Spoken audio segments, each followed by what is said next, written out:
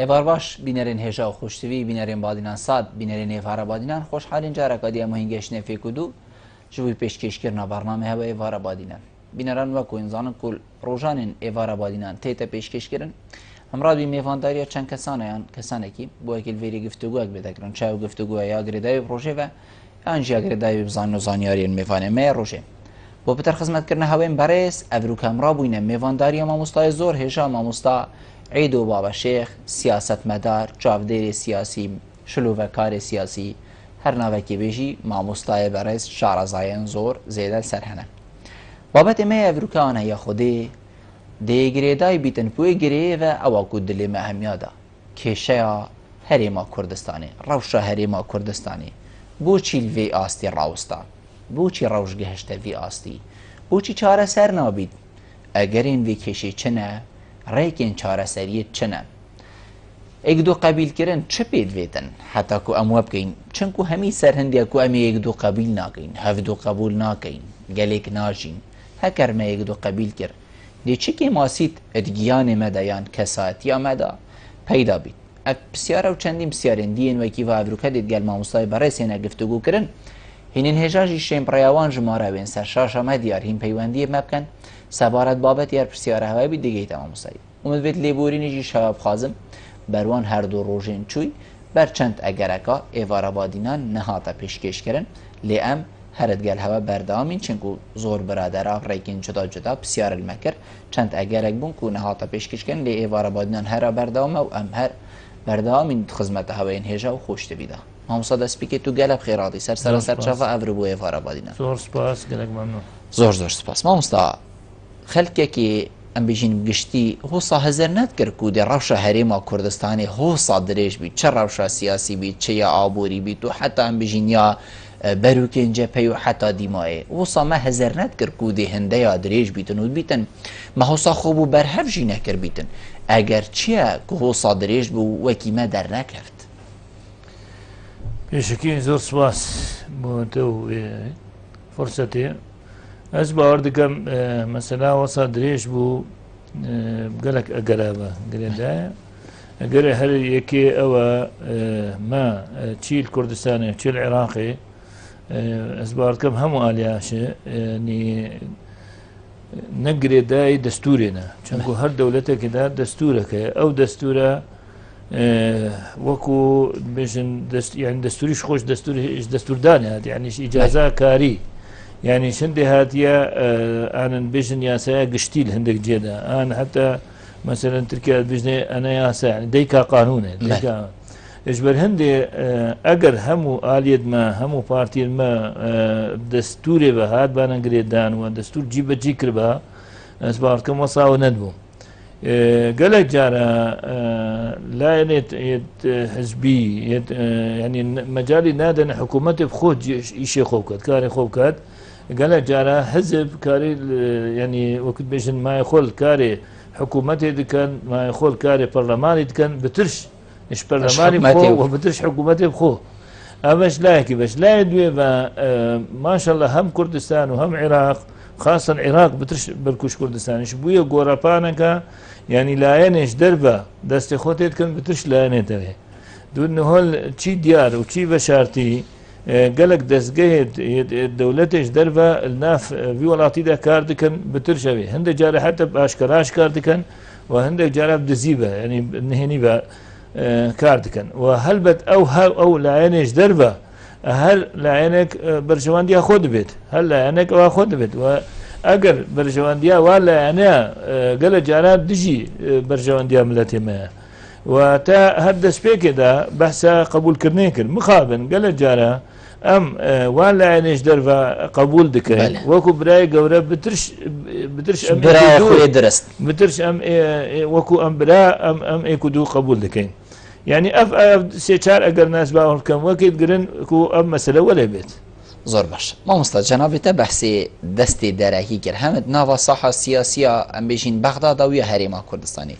بس بلا مجبير نكين زور ولاتا شي ام بيجين بيواندين قالك بهيزت قال ولاتا كي دي هنا نمونة ام بحثي فيغا فيكين مثلا اف تركي وروسيا هوالینیا که زیده وقت بری چند ماه که دشمن کاری چه بو لبزی هوالینی چه بو حتی هم بشین جهجی هات نبطال کرن کو بنگه لی بین دانن کو بیگ و کار کی بکن کو دجی تیروری و دجی تیرورستا و دجی گروپین تیروری و حتی دیمایه و ولاتاجی دست درکی بلکو تیدا هیا بشیوه کی بشیوه که بس بو چیت وانا و نکریه کو کارتی کرنه که اکثر سر بریاره وانا بکن و بجوانی بخوب کارینات استفاده خدا بو چیت ما هو صايا يعني هما بريار بويا يا وانا وكو تيتا قوتن زاني فرقك هينا بنا مواندا ولاتنا مثلا روسيا وتركيا او ايش نمونا بو مثلا اجدب تقول عين النمونا بينهم روسيا وتركيا دولات بون ابي عندك كيما سيبو يكري يعني اخو كيم كري اويش برامبر كيما تياكري يعني وكو اسوتو تشا دانستاندن بكين يعني السياسه دا دانستاندن حتى المفاوضات قالوا جارب بكردي ورد قلنا وكو دانستاندن او شكلك الهم الدنيا تشتكي روايه دانستاندن نابنا دو دولة هذا نابنا دو وزارة هذا نابنا دو لاين هذا ابا هي بس لوي وقتي توتشد من ودتشيش مصيني الان لاين ما وقت القل خلكيه وكان امنا دانستاندن كاين هم قال جارا قال تشتاد دين كين تشتاستينين أبيك يا دوية من بنادي بحساب بارتيا كر قال جارا بارتيات ما يعني لاين سياسيا ما نوكو حكومة دشن وكل لاين سياسي دشن دبني لاينك سياسي قال في دولة أو هاي دانستان ياكري لاينك دي دشن قال دولة ذاك دي دكان أو لاينا هند جارا يعني قال في دولة كانت مصلحتها في دولة جي باريست يعني تكابوت انه ما كيبش مثلا قال جانا دبيجين القل تركيا مثلا دانستان نيتكين تركيا احتمال الالي ابوري ما قالك ويتين ويتين و او تشتو يعني يا تركيا كهنديتنا عراق يتنا كردستان بتايبات باشوري كردستاني هند احتمال الناس قالك دولة دي العيني وقت دادتو بني تركيا بطوفال الجند المدد أبنا دانستاندنا أبا استاندنا بتشداني مثلا هر وصل إيراني مثلا دتو بيني الأمل قال إيراني دي أو كين ديسا ما دانستاندنا كابت احتمال ما يعني مثلا أبوري أو هبد دتو بيني روشا دوي إيران هاتي الجند المحمدة إيش بالهندي هطا نبينا يقدس نبينا يعني وكو حكومات دانستاندنا قال خلقنا كين وكو دزقيد رسمي دانستاندين قال دولتانا كان قال حتى القلايني بغدادي يعني وقت بكاين بيت وقت بحث دستوري كاين شيء دستور عراقي بتشي حتى بروجي ما بت يعني حتى قانون دمينا هنا دري هكا الكرد همو لان مثلا حكومتي دا يك بقرن وقت وفدك حكومتي بتشد وفدي همو حزبابت يعني رايي همو حكومتي بيت او الوي وقت دي يك دنگ بت البغدادي ودي يك دنگ بت الدولتاش وقتی امد بيجين ام هاتين سر مثلا بغداد وشونا ما بو بغداد قالجار وقتی امد بيجين وفدك حكومة هريما كردستاني سردانا بغداد كر يه حكومة هريما كردستاني فيت كيتي دا بين وي وفدي ووقتی امد بيجين وفدك حزبا فلانش حزبا سردانا بغداد كر حقيواني نيت حزبيت خوبن يعني من ببن ازي حزباوي ما تببن توي حزباوي يدي وبني حزباوي هذا حقيويه يحزبا خوبت بس وقتی امد بيجين حكومة هريما كردستاني سردانا مثلا تركي كر مثلا سردانا المانيا كر ويت كيد قلبيت كيوي حكمتيت قلبيتن و تمام دم دا وقتی همي چند تو بين يد بروكا كينا تو چنا مده خلقي تو بيجي خلقي اس وكو حكومت چويما يعني وكو كاس چويما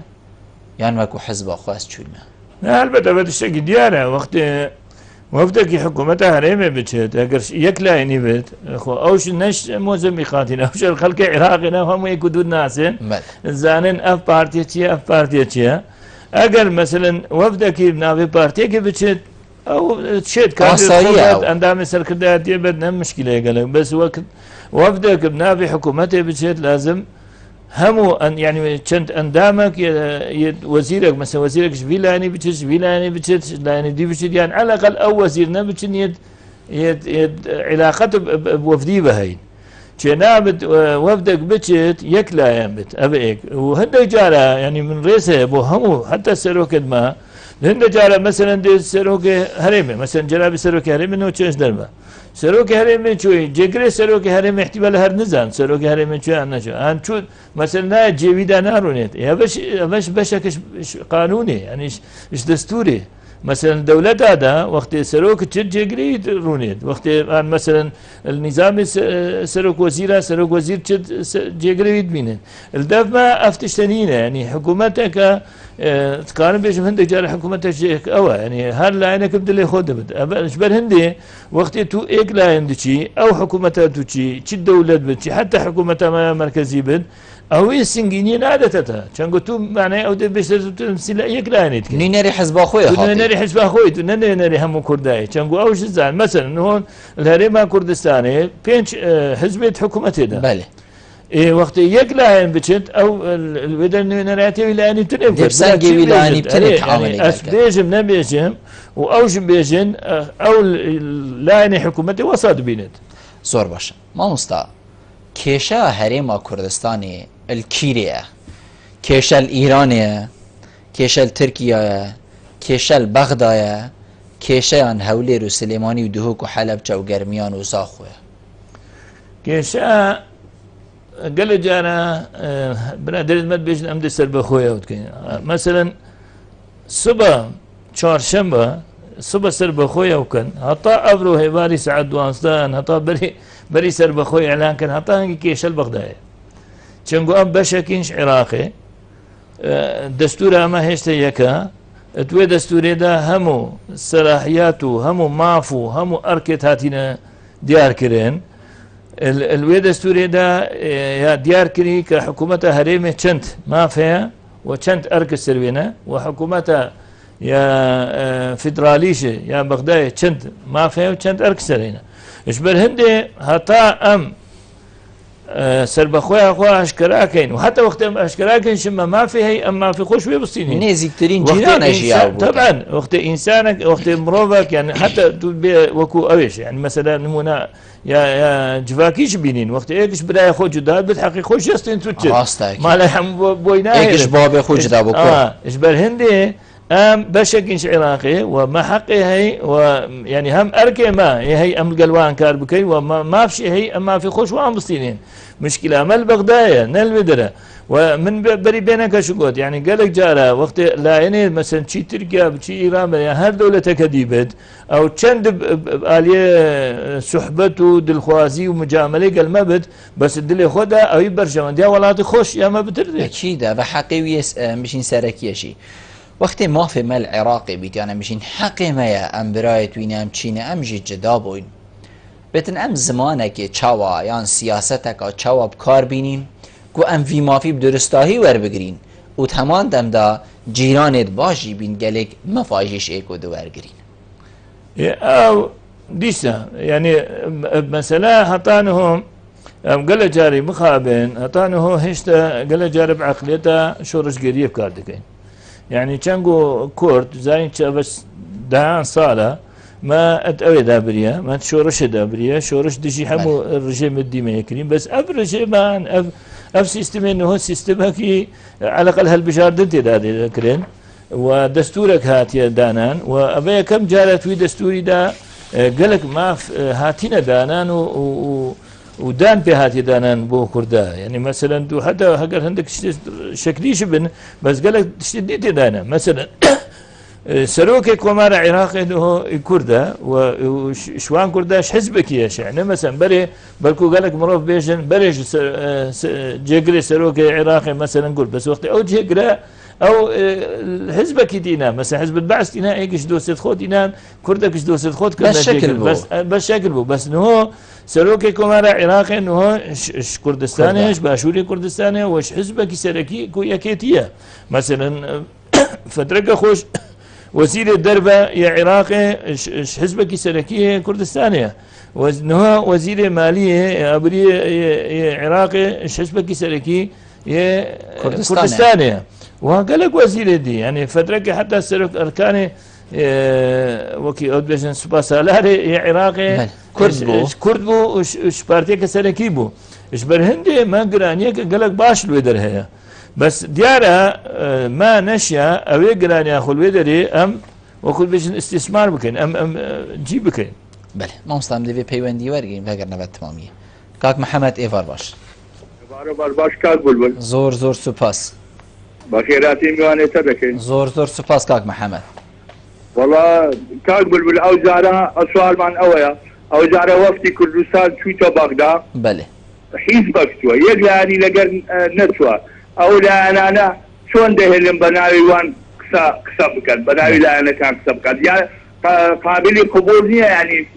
يك حزب بس بلاني شاف بلاني فين حزب وكسبك ديشي ترشا دينا دري حكومتي هرمي كردستان هنا يك حزب ده هذا قاعد يورا وزي قبول كرد النبي يعني صار حزبك يجي زول بيتنكر يعني استخرام ذكر بناوي صار حزبك وبناوي حكومتي هرمي كردستان قاعد يورا بناوي حزب بارتي ديمقراطي كردستان بكري أوشتانا نقبت بناوي أو شوار حزبه أو شوار حزبه خطابارن بو قبول ذكر يتعمل بيت كثير دسينا زي يكز بناوي هم بيدو هر بيت إخراب ذكر باقي أشتي إخراب يبدو بارتي ديمقراطي كردستان بنقبت شوار حزبه كيجيز بيه زور ممنوني بخيراتي ميواني سرتك زور سپاس كاك محمد سرچاوي حوالك يتقال معك يا محمد اكيد يتقال معك كاك محمد ايوار باش تو نما يتقال ما هيفيت كم دوباره بشي بيوندي يتقال ما بكي ما مصلا كاك محمد بيجيتن حزب هريما كردستان جي توان بارم بوچي دي ابروك حزبك چيتم ناوي حكومت هريما كردستان تشتي فيا دي بيجيتن و كاري فيا جي ام بيجين ديكتن او جي توان بارم بوچي تيلن بيدنگيل سرفير نرازي بونا كل سر افتشتين تينا كرن اف بروجي تينا بريفا برن اف بيوندي تينا انجاندان چنكود بيدنگن بوچي حزبين دي هلويش نينا نينا الفيري راوستيا نينا بو نينا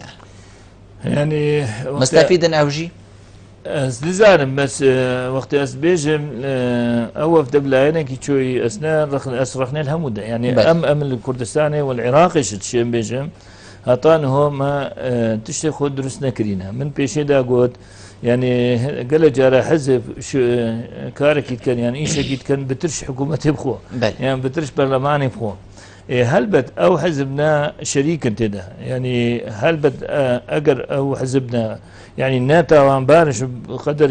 حزبي دي بس أوش باش دارن بمسألة ده مفروض وان دنكر با يعني بينش حزبين راسه حزبك احتمال بينش كرسي هبن حزبك مثلا دو كرسي هبن حزبك بينش وزير هبن حزبك بس أو شريكة باش داره بس المسألة ده أم قال جارة بدا خوازي تأخذين يعني بدل خوازي يعني بعربية بيشنا عاطفة قال جارة خلك ما هندي بحث بدل خوازي وبحث مقوتة عقليتها شورش كيرية وبحث هند بحث تشتي درسنا كان يعني أم مثلا أنه الكردستاني رودل مثلا أبر سياتي أنه هي يعني چی دولت ادیه با کسی خلق قبول ده بیشتن از داخواست کم بیده چی آخر اول موافقه داخواست چطور اما مسئله جیانه مسئله که هر گرنگه يعني قالك دولتها وقت مثلا ما في يكريكارا مثلا بيجن روشاوي دي بيجن 25 مثلا دي بيجن 10 يورو يا يعني 12 يورو بتاعك 8 يورو داني او مظاهرات كان وين روجي حياه ويدر جيان هم تتسكن عندن مجبوره وزيري او تشت بيشتغل كا وتشت بيت الولات ما تشنقو ما يا سادرستي او نكريا تشنقو هر مروفك هاك مظاهره كر يعني نيارتي حساب كرين تشنقو امنشينا قانوني صد بجيبينين تشنقو هندا جرى حزب ما او حزبه يعني شريكه حكومتي دا العيني وقتي او برهلستكارا يعني اوبسيونا حتى البغدادي قال جارة ديتو بينين مثلا حزب علاوي باش داربو علاوي نائب رئيس جمهوري بو تعيني وقتي داخو اكبر هالستكار وكو اوبسيون او تقول جابنين السيستم الديمقراطيك دانينا افتشتا سيستم الديمقراطيك او هي يعني دستور هي وقانون هي وحكومتها وزير شي حزبي بت وزير بو هم خلقنا بو خبتنا نينا وزيرك الدنيا كده بتقول الدنيا دار الدنيا خاصة الدنيا بيش كفتي والدولة الديمقراطية خاص نينا وزيرك تنوي يعني نوينارياتي بس حزب خوكت او نوينارياتي او يهمو او لازم خدمته او يهمو خلق وكت راسنا بي سر تلفزيون يندر اف نويناري فلان حزبيه بس او الوقت بتو وزير او بيت خدمتاوي هم خلق يمكن او نيناري حزبيين ويقاضي او بيت نيناري خلق اگر نيناري حزبيش بس بيت خدمتاوي هم خلق يمكن زور اگر باشي بيت بو راس باشي بو حزبي بيشتنج حسابه بس خدمت بو هم خلق زور باشه ما مستا تيتا گوتن کو جار جارا هاولن ام بيشين لانن حزبي هنا اف حزب دي بيشتن ام دي دست پیش خريه كان يادي دي بيشتن ام نزاده چكين بو اكي کو روش هرما كردستان بگشتي برف باش بونه و بچيتن جين و جيارا خركي باشتر لي بيتن موچه بين دان ام بيشين اف برسو چاوروي كرنن نمينيتن بوچی اف هاولن و حزبا چاره نبوينه نگهشتين ريكا كاديماي كود بيشين بله الویری چاره سریا و روشه بو دست پیش خریا فلانش حزبا بو چی دست پیش خرین و چه جارا ام بجین ادوی روشه داد و چند سالا دا سرکفتن نینه دیسا از بيشم اگر او حزبنا بيك ببرونين والبغداد مثلا هوليري بيك برونين خاصة شي وكو نري الحزبي من حتى وكو وزير بين وهم يقرأ إيها بين ووفدك يفريكنا مثلا دبيشن بو بغداد وفدك بشت بغداد نويناتيا هم حزبا نويناتيا هم خلقي بكات وبتش نويري القل حكومتي بسنك باخبن او مجبورة حكومتش اقر يعني حقي بامبد مجبورة حقي وامدني بس اقر حزبك بتشت بحث خوب كات حزبك دي بتشد شيء حزبي باخبن يعني حزبك حتى بيجت اسنويناتيا خلقيشت كمو يك نوينرش حزب دي تدانا بن يك وزير شاف دي ما دي تشاوا بس يعني خود هرمي جدا يعني افروكا روشا هرمي بخون نيا الريكو بيك يعني امد بينين برلمان روشاوي اويا تشيبوي حكومات روشاوي اويا تشيبو يعني كيشا سروكاتي هرما كردستان اويا ما اهلاويستي وهمي بيجين دنگول سر حتى او بري چند روجي کو پارزگار سليماني کو بيجين وكالت ازبار مدي كسا كدان تجيخو كونا بينيت افروكا كسروكي هرمي يعني اول دب خوصه تيت جيتن وصل بينتم جوريا سيطم عن يتاخبيتن يعني هكر امن ليك نزيك بوين اما بغداد دارخكي بوچي بيوندين و حزبا افريقا حزبا خو چاره سر نبونا نگاش نقوناغكي كو دلي خلقكي آرام ببيتن يعني اف حزبا مستفيدن كو روشاه صابيتن يعني تشتكي ليها يا برأيي من اگر مستفيد مش استفادك دي وقتي بد چنگو اف بشتي 23 سالة يعني هو النطوسي وهطان هو يعني خلق كردستاني خلقك قالك جوامع افتح لها يعني هطا بشتي 23 سالة شنو نيف معاشي بدلو وكابلايك معاشي 400 بت وشنو 200 نظام 250 هند جارك يمتش نيف معاشي شدن مليون كي 400 يبدن خلقك هطان هو قالك يعني بيشمرقه دوزاني بيشمرقه يعني جياني خو سردسي خداني شوي برافانيش في ولاتيت كات يعني حقبت معيشتها بيشمرقه وزاروكت بيشمرقيش هم خلق باشتر با بيشمرقه تيتا مالي خداني خانيت بيشتكا كري نينا كري بدت بيشمرقه تيتا مالي كهربائيه تيتا برين بيشمرقه تيتا مالي زاروكوي نشت بدخستي عمليات بكات يعني براستي اف خلق ما برايي من قالك شبارتي ما باشتره خلقي ما تحملها يا بمسؤوليت كد طبعا بوشي تحملت كد شنقو هطانو هشتا امن بعقليته حكومته ونظامه ولا هكر عقليته يا سيستمو دستوره وقانون ام شوباينا بيش مرقش يا محاسبه وزيري بكات شنقو تدل اوروبا قال جاري هكا وزيرك مخالفك بوليس الجاري محاسبه وزيري كد وكو كاريخو ام دي كاك ازادي ورگين سليماني ودي فكر نبا كاك ازاد افر باش افر باش كاك بلبل سرچاوید من زور سپاس خيرات نمنغان زور برای زور سپاس كاك ازاد فرمو برای زور سپاس كاك بلبل دست خوشی نغان برای کم که دست پیکه ترکیز اختصار جالبه که کو اصل رضا هر ولاته که خودهاری مقدولت شي بس هنده شنگستيت يعني اخو شنگستيت عام او اكو بيكاتي جي اراده بشتيا خلقي كو دستوره بالضبط عيدو بابا شخ قالك الناس حياته السياسي جي جابو هر لدستيكا روخاندنا الرجيم بعثها الرفيق هر كتاتي كم سياسي كو كاريزماي كي قالك تركتي بوجه دارشنا في دستوريه برئيس مام جلالكو مثلا شوال المؤتمر بروكسل يا معارضه ولندن حتى داويه صلاح الدين جده تنقل القانون اداره مؤقته لبناء دولته اللي استخدمت بول بريمر وجي غارنر حتى جيش داويه 2005 جيكو الدستوريه ميزان برئيس آماجر كيف وبيديا لاين سياسي بكنا فارفقر مرجعي سياسي برخصنا حياة السياسي. بله هذه سو جانب هذا بسيارة حكومة. بله بو ميزان برئيس سيارة إيكي أوا لسر أصل عراقي آية بنريناوي بارتين سياسيا عراقي جدا بقرية كردستاني حتى چند توعية كهوصة دروز بويا في دستور بكنا جدر دا صلاة خو كي بنرينا من جي بلكي ميزان برئيس نرينا كاتي هابتنها او مشهد سياسي نا برلمان عراقي رضا بچه وكي دستور كرينا در دستك هر كتك بولايه كيقول لبرسا وكيشانا باوري استقال خالد عبيدي مديد شوا دستور بوا شوا بجم مسلسلية كاكوميدي بالضبط هذا نفكات يجي إرادة بشتيا عراقي بارتين سياسي العراقي هر ده مكشول بدستوره بجردايدت ورقتنا دا صلاتي أخو ضعفا برامبر وعفكرنا بارتك سياسي ويدا من دستور دافوان معزز ومكرمة هذا خالة يولي خالة دوية كاذبل بالنسبة لريما كردستاني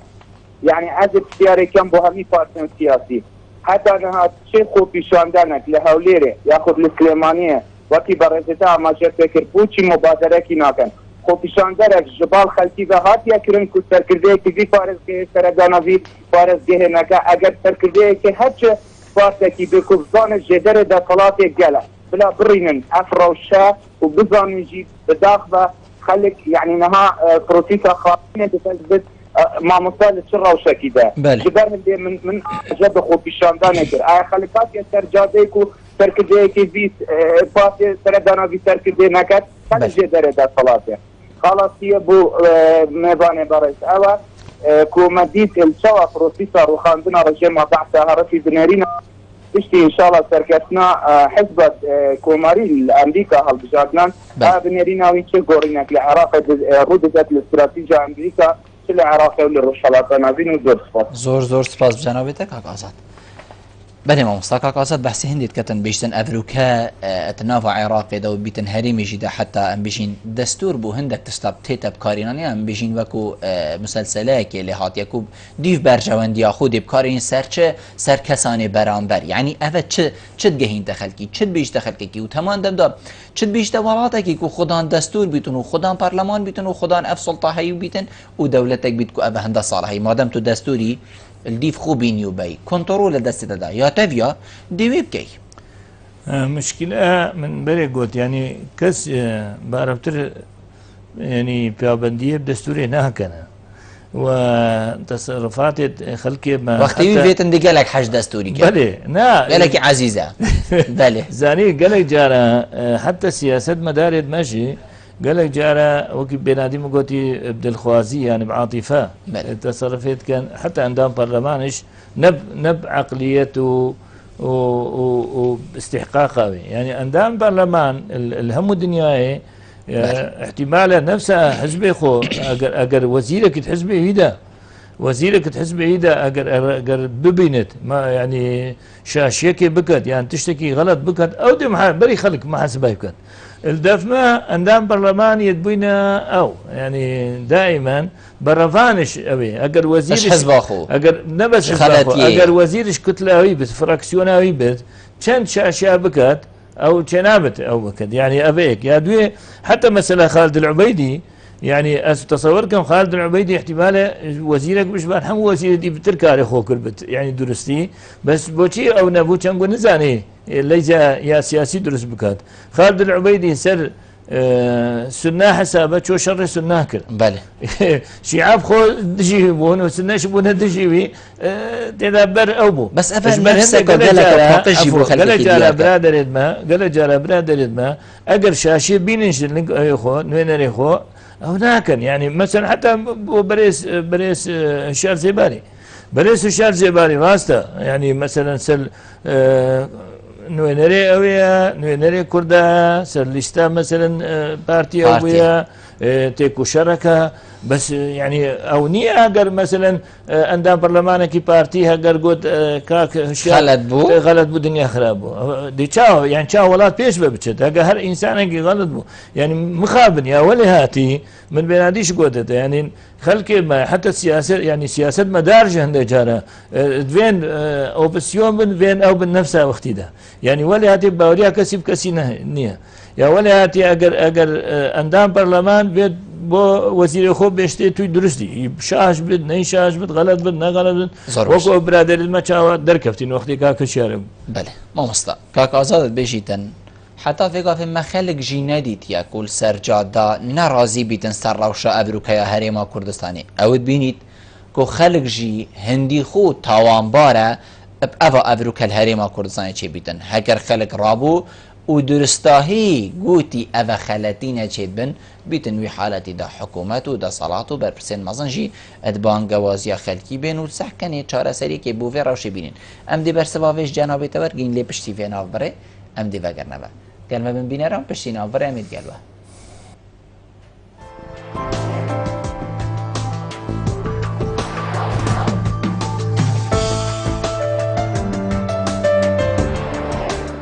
فستیوال هاوینه یا مازیمول مزنترین فستیوال هاوینه دهوکل بروار 21 هجده هیت اساس کرنو حتی دو ماهی که جشن قربانه دیاور دوام بید پیشکش کرنا شوین جیهانی و آهنگ مزن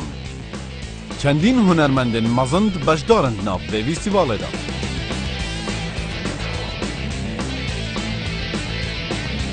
کرنوال آگیری و سیرک دهنه انجام دان بو هر کرینه که 25,000 دیناری جاره که ناویته ده چیته تیرو پشکی ده تیرو پشک لروژا دو ماهی فستیوال دهیت انجام دان مازیمول گهرند بردوامن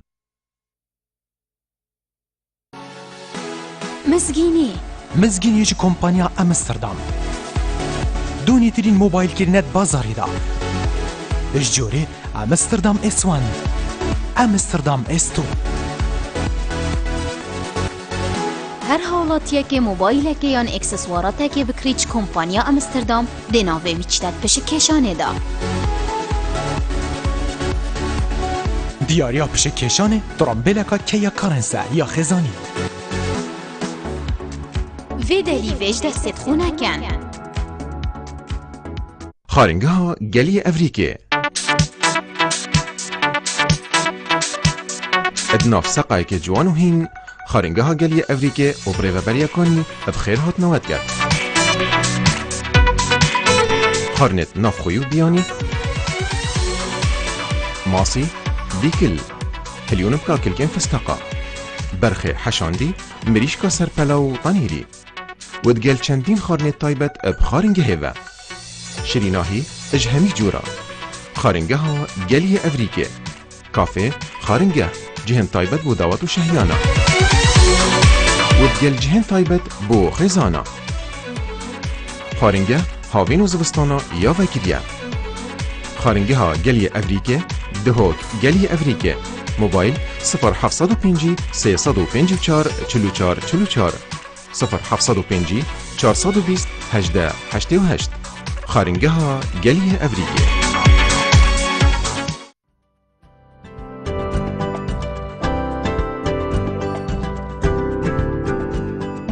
رکلام کرنه لی کانال بادینان سات پیوندی وان جمران بگن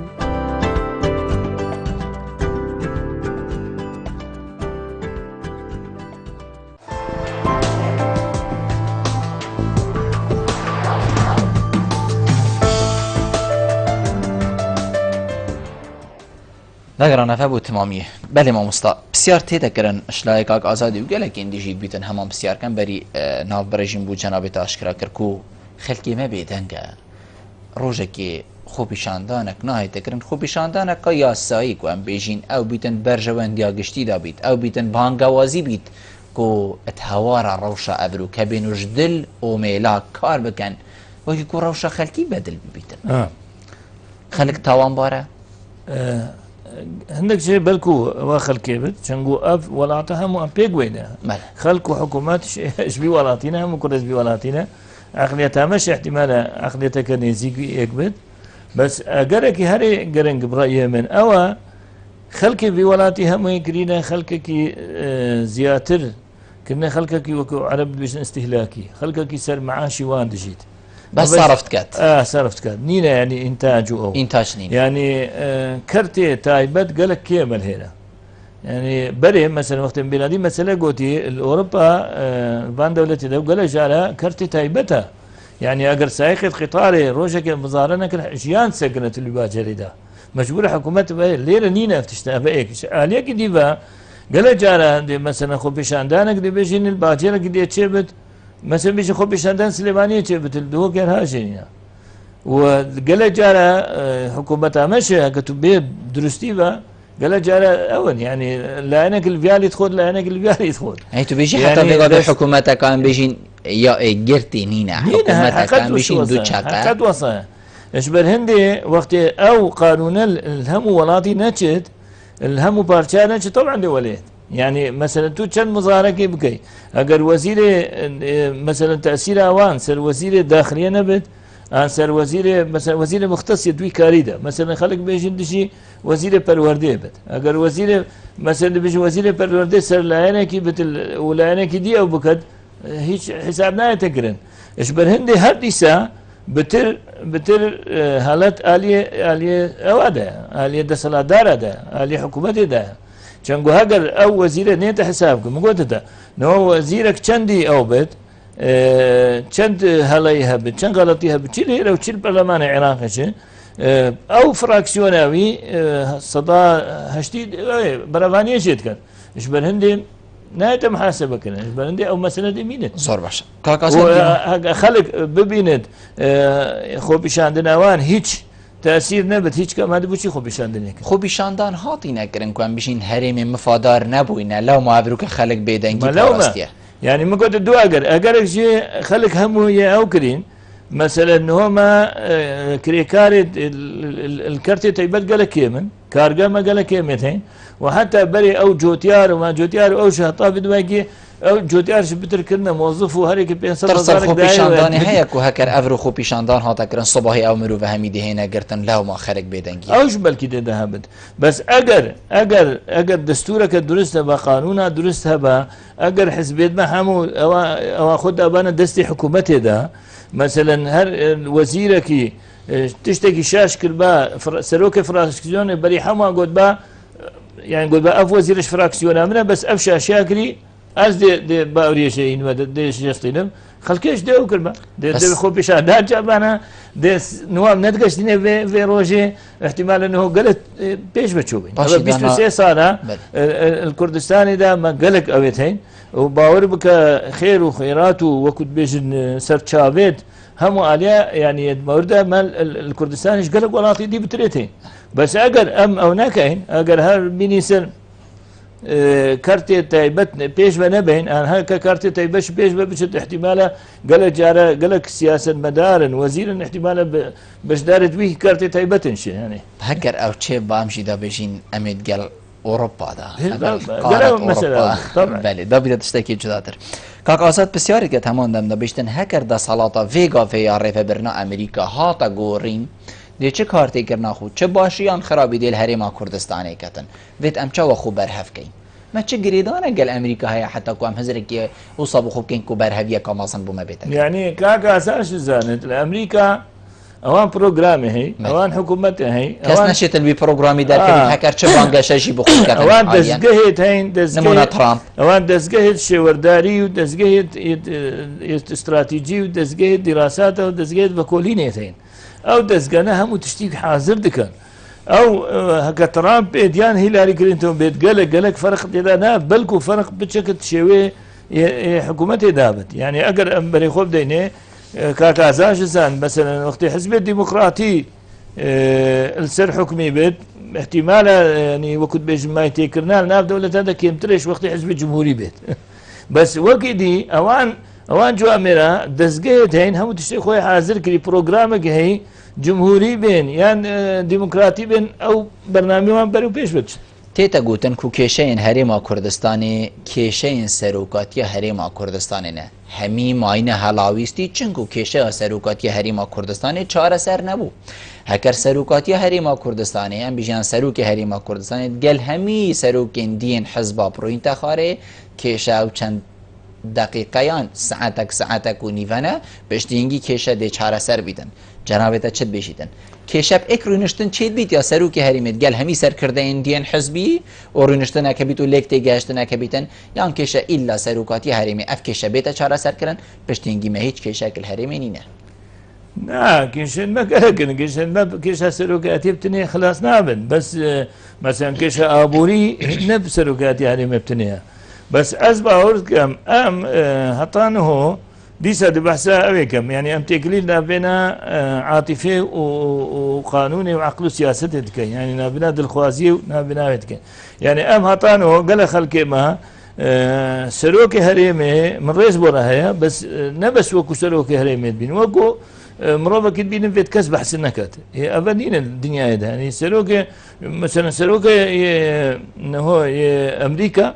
كوالاتك هر مصنع احتمال ترامب هزار تشتغل بيشتين هو رخناويت قد بيشتغل هوصة الدنيا هذا يا ساعة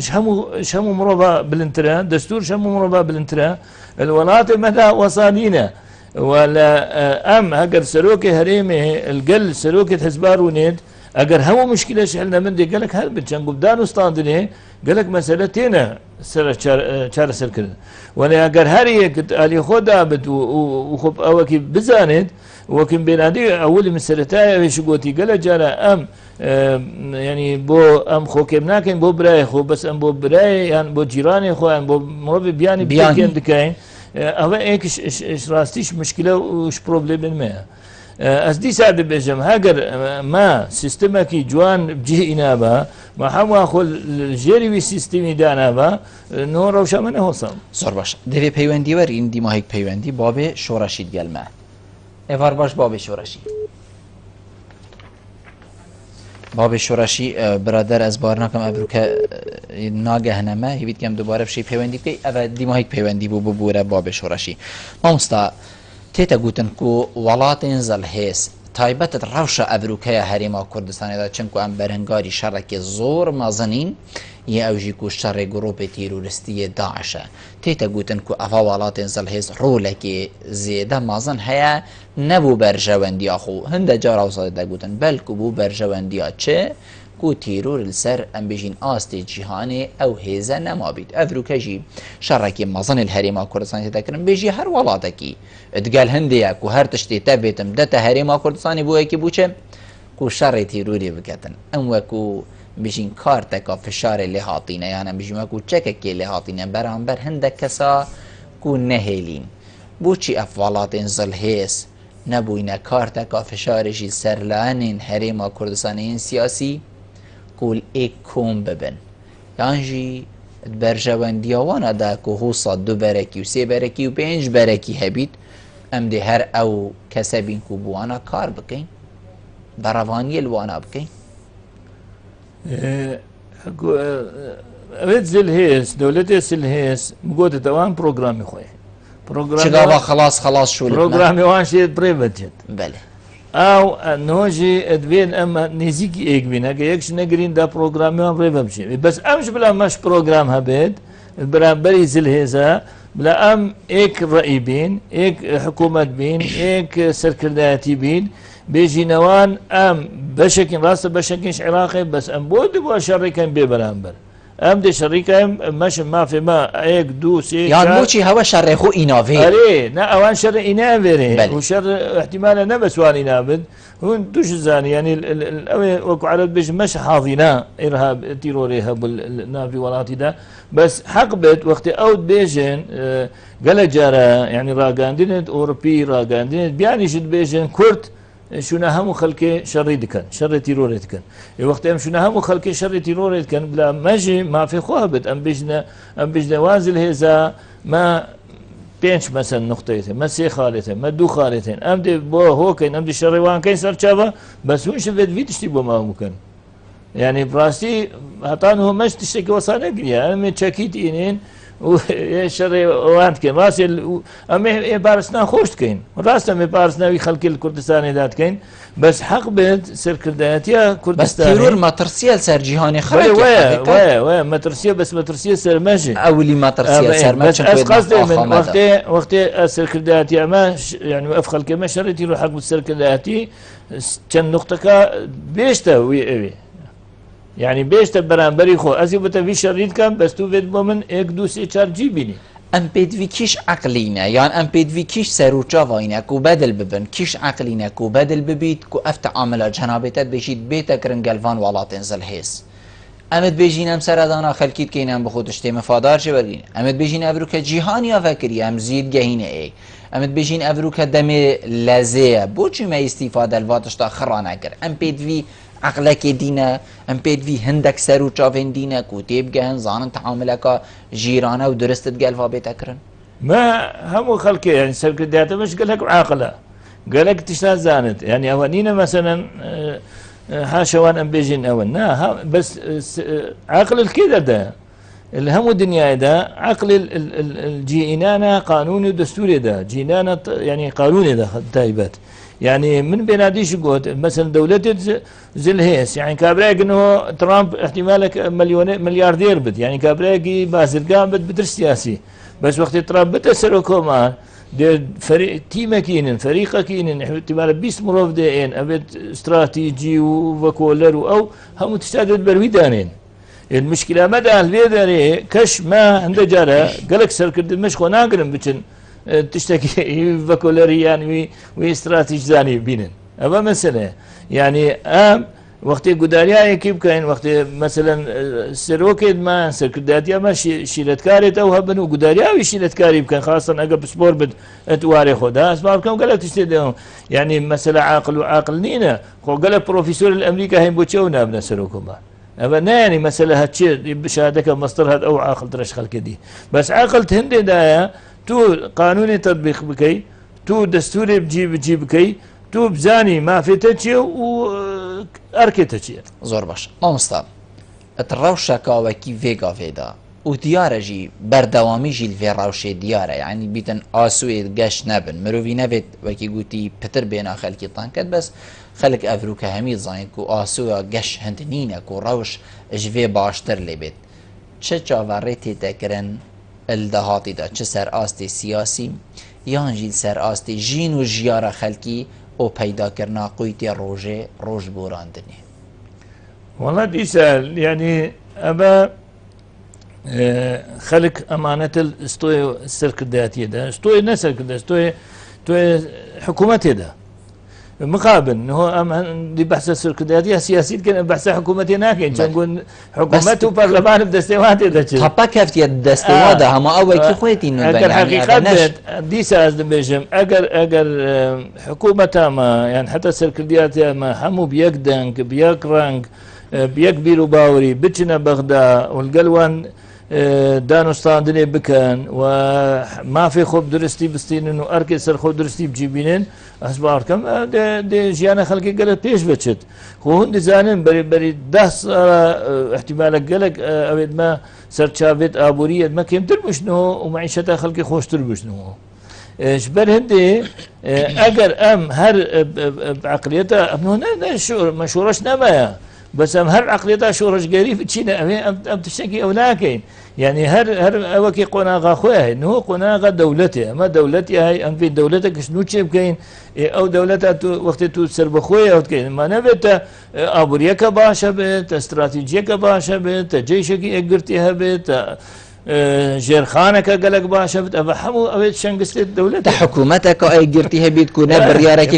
كما باري فيغا فيغوت يعني حكومتها كارما همي سر هندي حتى سياستها دربت هي اوهبت بله كارما بارا بتر سر هندي بوكو هزولان سياسيه برو كراوش هو لكري بس نا ابا خلت يكمنينه چنكو ام بحثي بيت كاين چنكو ابرو كلان سياسي برلمان باك خستيه حكومته لكري هراوش هو لكري يعني دياركو حكومتها هبوي او حكومة نبوك وجهه بريارك اي قرتي بيتن وجهه بريارك فعلا كو نافل سربيت دانان حكومة انا ما قلت الدنيا بيش كفتي ده انه تو بالي خب ده نو وقت هالبشاردني يعني بروباغندا هالبشاردني احتمال هيلاري وترامب صد خبرات دنيا يكون بله تشتام بيجنا بس وقت دي درچو عيب يكودو بيجن نو ترامب بيجن مثلا ابي تيرورست ابد بيجن ترامب دينا نظام بيشتينجي وقت روجا دويش هر ساعتها يعني هالبشاردن خلاص بيت وهيك دربشت يديد فيروس باوي كات وديكار جهاري وديكار طبعا ديكار كات واحتمال نفسه اوي شو كات يد ما هاتانه يعني اما قال جاره باوري بهالبشاردين تكون مكرين ام فينايني يعني قال جاره ام وان تشتا دهيلين بو هطاته قال جاره ام 4 سال شل بشاردني تشد هر بيجي مثل بشاردني ام دشي كودت اخوين يعني كابراك ديت احتمال يفخص صد غلطيها بدي تشد غلطيه بلا خو بيجي خونها بيجت هتا ام منطقه عقله منطقه بيشكفتنو منطقه دستور وقانون خاصه قانون نچین دی وسط بله آنسا دائما برای دیماهی که وقت هکر جنابت پی و دیماهی که هبی تو شی کرم کی والله از هی دارم حكومة ما حكومتك يقرتي بد وهمو سركردت ما حكومته وبرلمان لا ينبا حزبي شبه سياسي شبه خما خلقي بخون يعني اف خلقه قالك نخوشي ديدنا خلقي كردستاني كارسات بسريوان هاتينا يعني هنجي كارسات بسري خلقي كردستاني هاتي هرش حلبجة وهطا بدماي مثلا شنغاري وف جينوسايد سري شنغاري هاتي بسري كسي ناف شو ملتانا هاتيا ام ملتش هي جاي هندية جيانك خوش بشيت وكو في خلقي بد وكو بان ولاتي ديبن هي في دارم سياسة مدارم ماشي خلق خما بي خلقي بخون بيتشك بو ايك شنا بو خلقي تنازلي بكن بلا بو ايكودو خوكين بكن بلا ولات ما بيش ببتشت بلا هم اف ولات ترى ما هم هيا چیم سیاستێک بکەین چی ئەمکار بکەین و ئەس بێژم پاشە ڕۆژە وی وڵاتی دێ پاشە ڕۆژەکە باش و گەشت بێت ئەگەر ئەم درستی کار بکەین. ئەمسا زۆر زۆر سوپاس بوو جەنابێتە و تو میێفان بووی ڕونشتن گەلتە جێ سەرفەرازیە زۆر زۆر سپاس بەلی بینێران دەیەمە بەرەو دیماهەیەکی بەهات سوپاس بوو بینەریەوە بخاترەوە.